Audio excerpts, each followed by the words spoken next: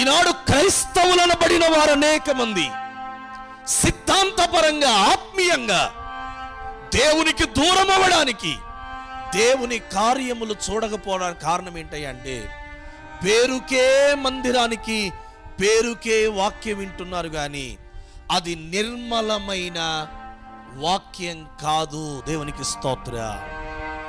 ఈనాడు బోధల్లో రకరకాలైన సిద్ధాంతాలు వచ్చేసాయి, రకరకాలైనటువంటి బోధలు వచ్చేసాయి. మనుషులకు అనుకూలమైన బోధలు, కఠినమైన బోధ వినడానికి ఇష్టపడట్లేదు. ఇప్పుడు దిద్దుబాటు నీకు అసహ్యము కదా అని బైబిల్లో ఉంది. కానీ దేవుని వాక్యానికి ఉన్నటువంటి ఆ శక్తి ఏంటి?